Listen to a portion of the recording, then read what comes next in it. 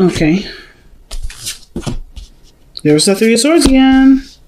Hey, man. We're getting some different perspectives coming up here. And then the Nine of Cups. What do we want, family?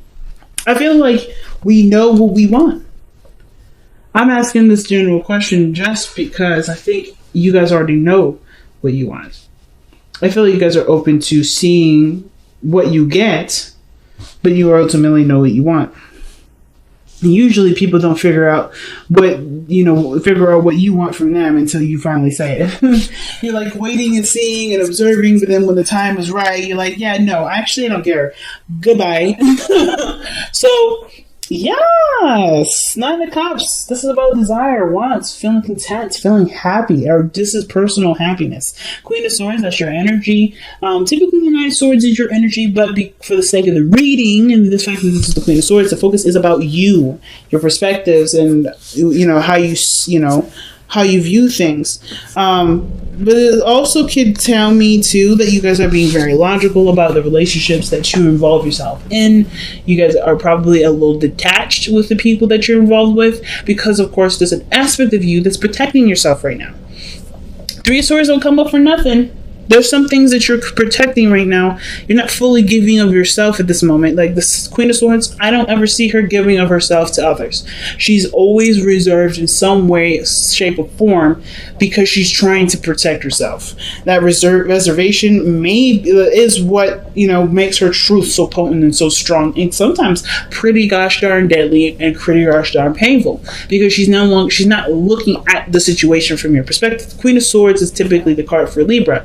But Libra is also about rule following and following things by a certain way. And if there are certain things that she has in line, no matter what you do, it still does. Unless, of course, there's great reason, which is why this person, Queen energies are usually more receptive than Kings.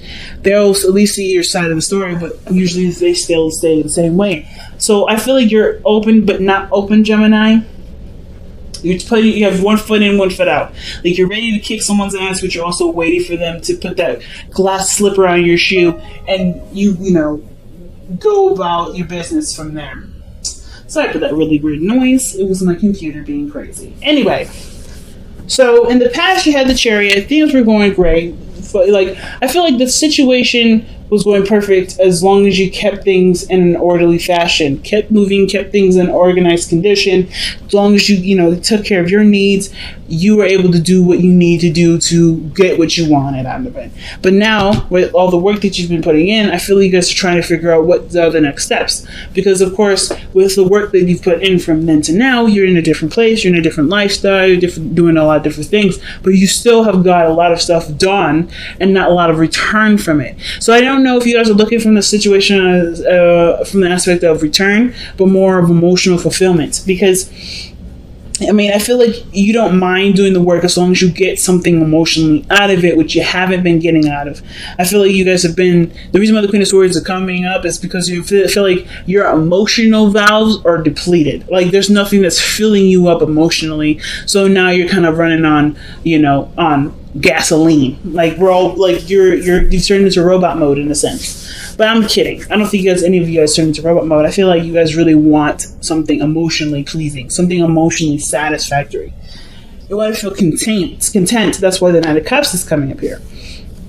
And I feel like the more you start looking at it and start reevaluating, the easier it will become to manifest. I feel like right now it's just figuring out what in particular do you want to begin, or what do you want to manifest? Figuring it out is the biggest thing, right? Making that decision to figure out what it is to run. I feel like you already know.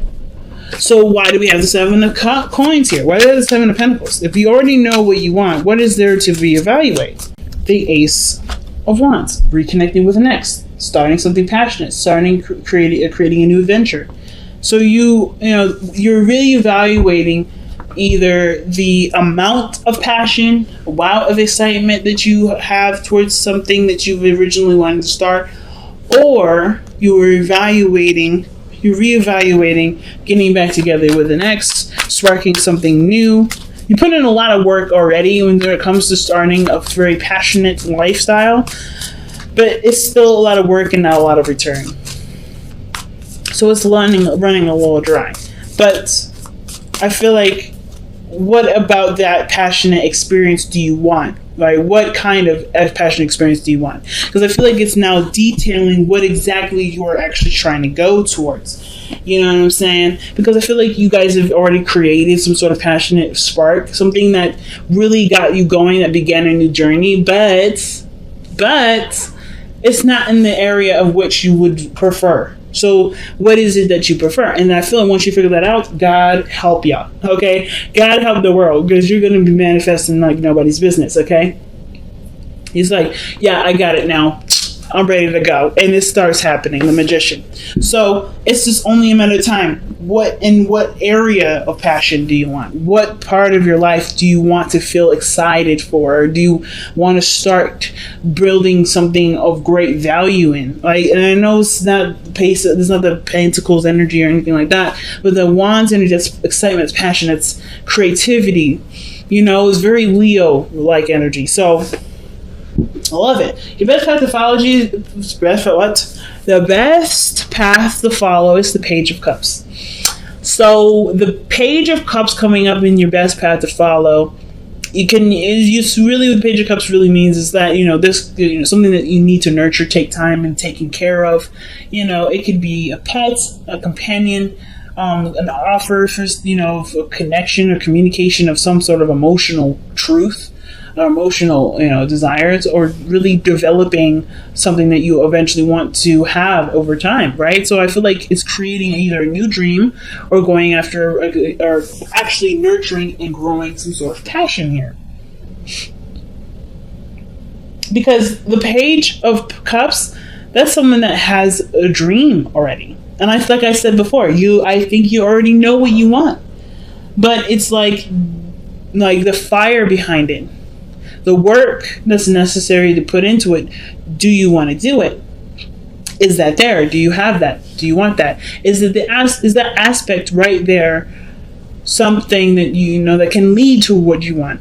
And some of you guys, it could be that you guys actually don't know in what area do you guys want this excitement to be, or this new, passion, this new project to come out of, or this new relationship, how you want this relationship to rekindle, or to be kindled, period.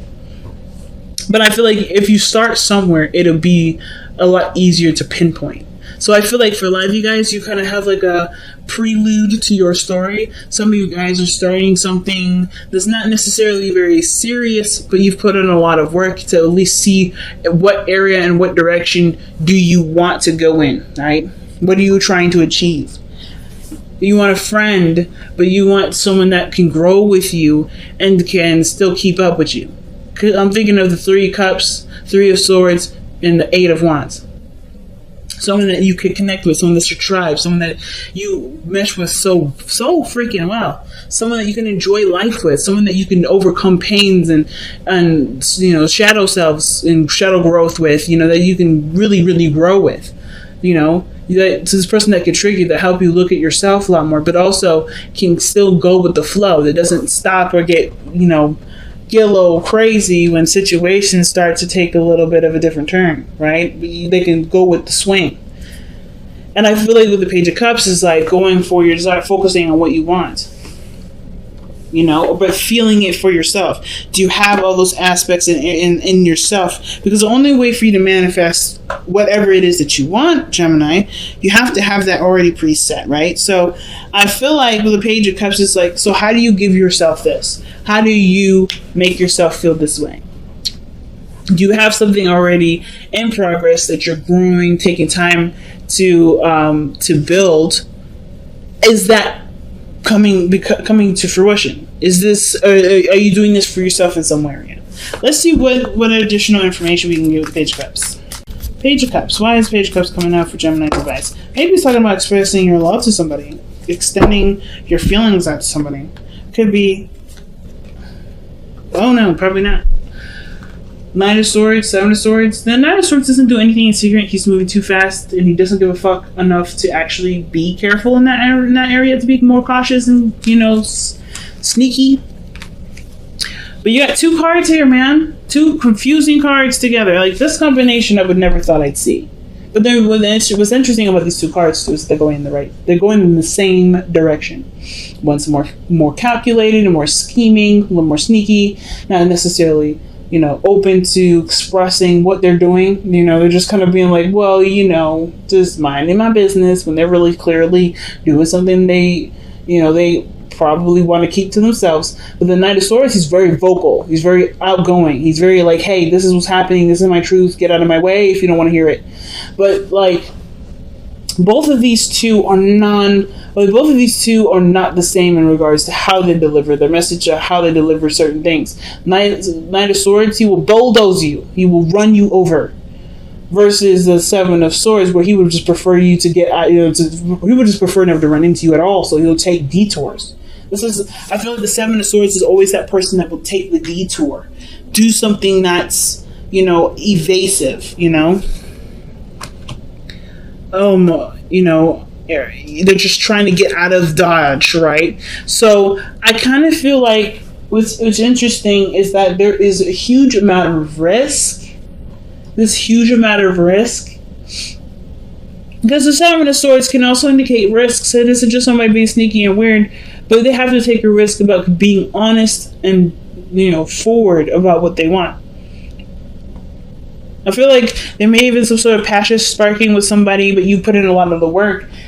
And I feel like so ultimately this may be something that you do want, but it does require you to apply yourself. Okay. Wow. Interestingly enough. Interesting reading so far.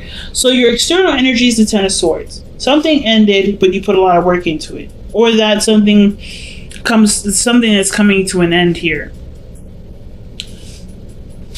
I honestly feel like it's the evaluation process. I'm just going to lay it out there. I feel like it has to do with evaluation. Because just by the Seven of Coins and the Ten of Swords, there's a lot of reviewing. What have you done? How much work did you put in? What's come out of it so far? Something has come out of it. And I feel like it's excitement, it's passion, it's a new inspiration towards something that you may want to go for. But it had to happen from an ending. Or something's coming to an end, which has to do with what you've been working really hard to get inspiration from. Let's see what... Jesus. Ten of Swords and the Lovers. The connection that you have with somebody may be ending here. Or this is an ending, or previous. This is about the ending of some sort of connection between you and a person. This is also your card, Gemini. I don't know why it's not focusing. There we go. But yeah, the Lovers is your card, Gemini. Bouncing. It's not bounce of the head and your heart, but it's sometimes seen as a choice. How I personally read it is the acceptance of your head with your heart working together with it as a team with your heart, versus your mind trying to convince your mind trying to convince your heart of something else, and of course your heart being extremely stubborn with it.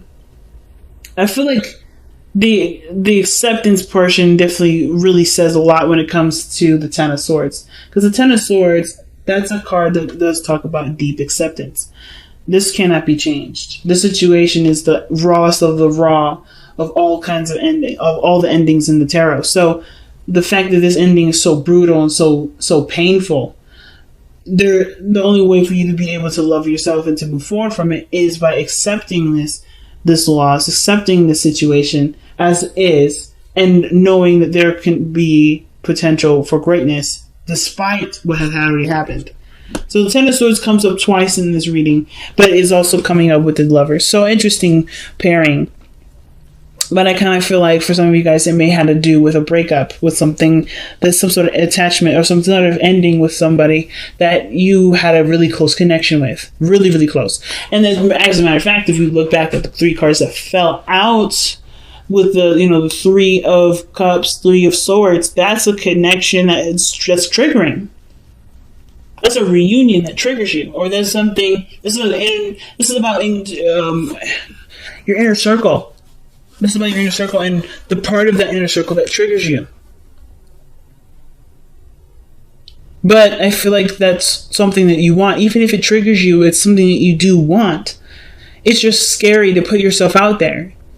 That's the thing. That's why you have the Knight of Swords and the Seven of Swords. Because that really weird tug and pull. Like, I don't want to do this, but I do want to do this. You're reevaluating it because your mind is like, remember what happened last time? But your heart is like, yes, this is it. This is my happiness. Are you going to allow yourself to do it, Gemini, now? Because I think the only thing the Seven of Coins is doing isn't really reevaluating. I feel like it is just I think it's reevaluating in the sense of how to make it successful for you. But I feel like it's also, a way of procrastinating. I think everybody's got a really weird procrastinating energy. But only, of course, right, to protect ourselves, to actually be sure that we can handle this. Because we don't want to hurt. We don't want to feel any pain. But pain also leads to great happiness and to great love. It can lead to those great things, especially with all of that coming to yourself. So the Three of Swords coming up in your hopes and fears. I think you want to overcome the pain that happened here with the Ten of Swords in the past. I feel like there may be something else coming into an end soon with the Ten of Swords and the external energy like this, but it's not necessarily, it's not a new ending. I think it's just looking at what has been over for a while, accepting it, and seeing the potential for greatness. But by changing your perspective with the Hangman and your outcome. So the Three of Swords is, I really feel like, is overcoming the loss, the pain, the triggering emotions, right? Like whether this is a friend or someone that you met that meant dearly to you as a relationship.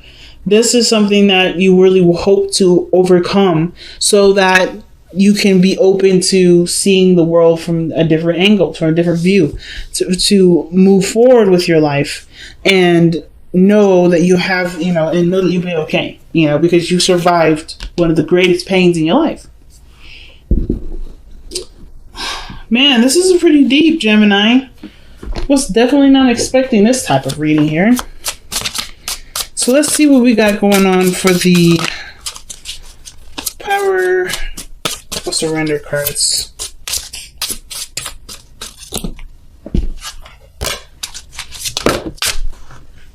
Okay, surrender your belief in scarcity. Jeez. The universe is asking you to open to the infinite nature of abundance. In this way, you can remove blocks in your life and succeed beyond your wildest dreams. The Ten of Swords, the loss, man. That's the only thing at this moment that's not necessarily standing in your way, but it's like the building block that's there that will propel you forward. It's such a huge position. So let's see what time for a nap though. But also take a break. Take some time to rest. Take some time to rejuvenate, to recover, to heal from what you've already experienced. The Ten of Swords is not an easy energy to overcome. It's totally not. And the fact that you're already trying to figure out what your next action is, it's great. But do you have the energy to take all that on after overcoming this serious ending? I feel like giving yourself that time, giving yourself that space, and make sure that you take that rest to make sure that you have all your needs taken care of before going on the journey. I feel like you're on point then. Time for a nap was reminding us that our body needs time to rejuvenate and to heal, to recover, to rest.